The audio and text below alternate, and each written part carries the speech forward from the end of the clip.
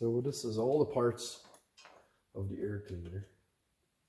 You got the air cleaner itself, and you can see this one, as after I washed it out and let it dry, it's all disfigured and flat, and it's starting to peel off. So I think this is junk, but you don't throw something like this away, because if you look at all the parts that are part of this air cleaner here, I don't know who at Briggs and Stratton thought this was a good idea, but this is kind of the craziest air filter I've ever seen. Look at all this stuff. You got two bolts, you got a bushing, you got the two halves of the air cleaner holder. You got this baffle, and you got a plastic. I mean, like, look at this, crazy. Just to use one of these old foam air filters. So I didn't throw this away, because I'll probably get it all wrong if I just grab a new filter. And we're going to use a new filter here, because this is all flat. And it's not even coming up. It's not even half its normal thickness. This is a new one. So we're going to use, so this is the 8 horsepower Briggs, which the model number was 191702. And the filter that calls for, on this engine is a Briggs part number. The Briggs part number is right there. And this is a Stens one. This is made in the USA. This is a good quality replacement filter. So that's what we're going to use on it. I can put a link in the description below if this is a filter that you need for your 8 horse Briggs. And as you can see, this tiny hole here, this tiny hole is for this bushing. So this bushing will go through. Now, you can see how it's cut out. It's got this flange up top. And then this here, you look, there's a flange in this hole. So, but before we put all these parts into this to assemble it, we're going to drop some engine oil on it and knead it around a bit, like they always tell you to do. I don't know, I kind of think like this style of air filter should have gone away sooner than it did. They used it way too long. So what we always do wrong on these is we put too much oil on there, and then when we go to knead it, we get all kinds of oil. My allergies are acting up. So when we go to knead it out, there's always more oil than we should have used. So I'm going to try to refrain from putting too much into it, and I'm just going to fold it a few times. See if we can not squeeze out a bunch of excess in the end, and just get the oil dispersed on it everywhere like this. Like I said, I don't like these air filters. I think they used them way too long. This should have been ancient technology that they should have done away with in the 70s. Which I think is much newer than that. But nevertheless, that's what they used. Still got the oil nicely dispersed, and as you can see, we didn't put on all that excess, so I'm not even gonna squeeze it with a towel. Some parts of it don't yet have any, so I'm gonna keep kneading it. You don't want to disfigure it too much. I might grab a towel here and see if any excess comes off of it, because my gloves are staying wet. As you can see. We also don't want it to pool on part of the... There. That should do a good job.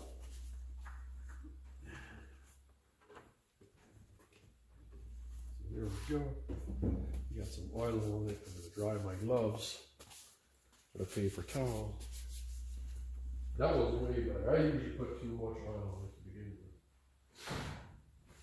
with. And then I squeeze out like 2 or 3 paper towels. And we didn't do that today. That was really good. Okay. We got our gloves nice and clean. I might clean them some more with some cleaner, but we're going to go ahead and get this assembled. So like I said, in this hole there's a flange. Let's get this junk out. There's a flange, which means that this goes in like this. This round piece. So this goes in like that. I think this flange stays underneath it. Yeah, like that. So that's how that goes. And then if you look at the old one, you can tell what was what on which side. So now I think we're going to do the bushing next. The bushing is in this tiny hole up here. And I think the reason they made that hole so small is I'm wondering if some people weren't missing the bushing like that. There we go. So we got the bushing through it. That's good. Like that. Very good. Now if I look at this guy, I look at this old one, I'm going to hold them the same. If I look at the old one, then this plastic thing went like so. This plastic thing would go like this, which means it would sit in the bottom. Oh boy, here we go. Our bolts fell down. I got the bolts up in here.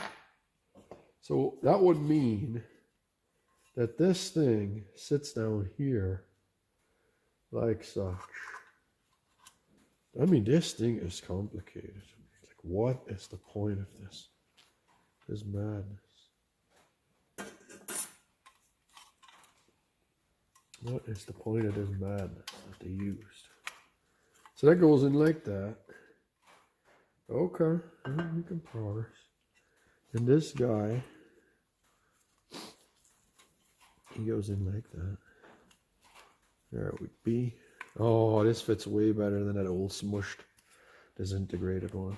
This goes in way nice. There it would be. Looks good. Oh, this is wrong. There was a bushing in that plastic where this should have been guided into. Yeah, there we go. So there's our bushing. Cool.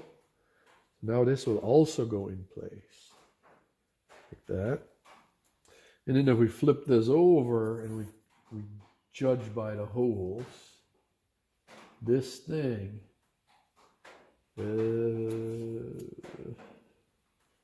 this thing would have gone like such. Yeah, judging by the holes, this thing would have gone like such. And then this is all clean, so we should.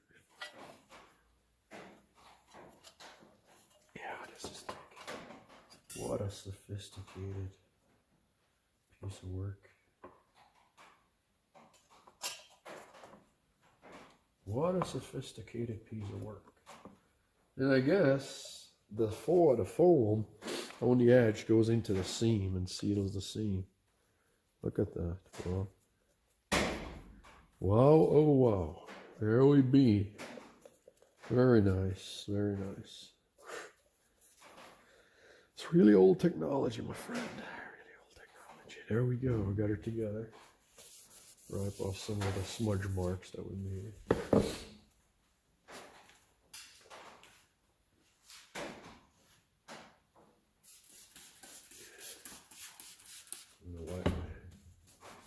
Look, the old gloves here with some citrus degreaser. Let's get stuff to zap citrus degreaser. Okay, so we got that together. I'm gonna wipe all the smudge marks off. And then we'll go over and get it installed in the engine. There it is. Now we can throw this away. So the short bolt will go on this end through the bushing. No, that's not the end with the bushing. The bushing is the other. So that goes on that end, the short one, and then the long one goes on this end through the bushing. Through the bushing in the foam. Like that. So that's what it looks like. Or did I do it wrong? I might have done it wrong. I wonder if that short one doesn't go on this end. Yeah. Because this goes through the air horn. Yeah, there we go. Yeah, there we go. Yeah, this goes through the carburetor's thickness. So this has got to be the long one. Ooh, I'm telling you wrong, sir. I am telling you wrong. I am telling you wrong. It must go like such. Well, Let's go find out. Let's go find out. So the bolt that goes through this big hole, the bolt that's going through the big hole is the long bolt because it's going through the entire depth of the carburetor, which is like 2-3 inches. And then the short one up here, which doesn't make sense to me. Yeah, it does, because it's a bushing. It reaches up in here. So that is correct. Yeah, there we go. There we go. That's how she goes. That's how she goes. So we got the air cleaner done. And then we'll find out if it'll run.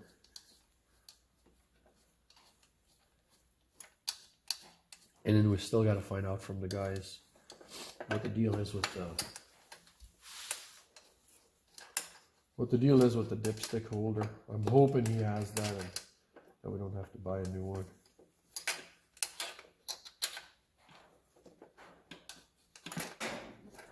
There we go. It wants to pull her down, put her tight. Flies are obnoxious today. Like that. This is good. Don't bend stuff, it's just an air filter. Just pull her snug with 2 fingers. Like that. Like that. Just pull her tight. Just 2 fingers. There we go. There we be. If I would have been smart, I would have left that off and we got it running.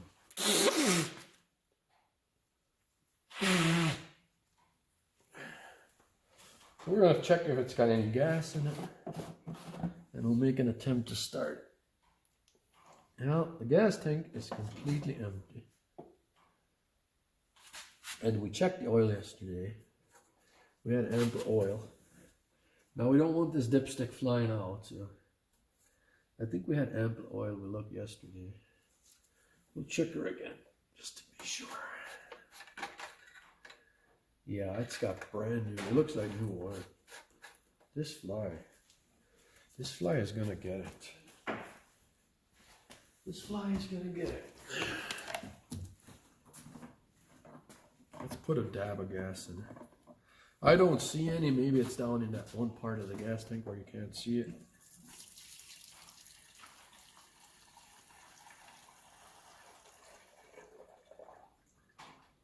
It stinks like old gas. It might not even start with the gas that was in it. I might have to let her out at the filter.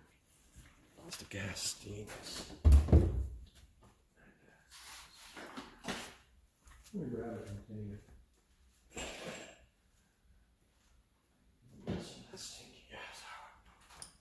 Get some of that stinky gas out. And see it. Holy Toledo's, the carb's running over.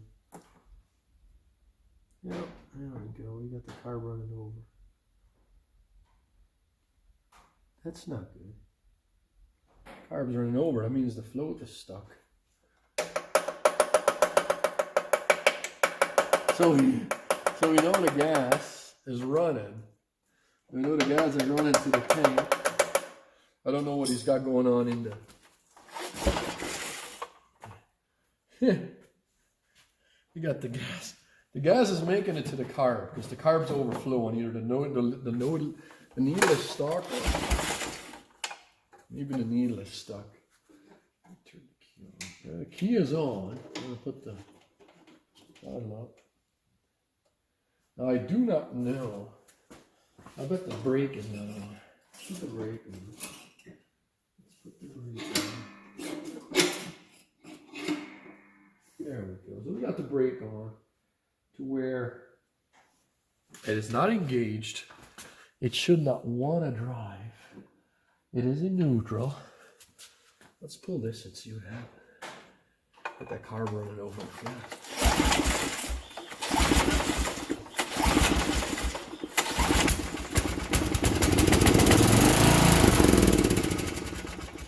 Oh.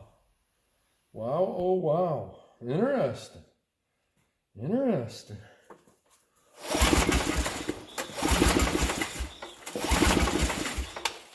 I don't even know if it has a choke or not. It was on choke. Okay. I'm going to take her off a choke.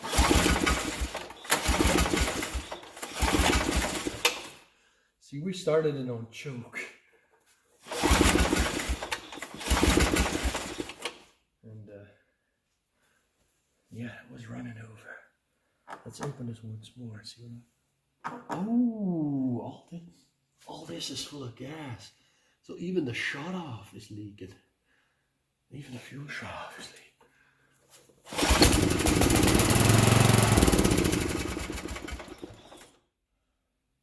Even the fuel shut off is leaking. Well, what if we did that?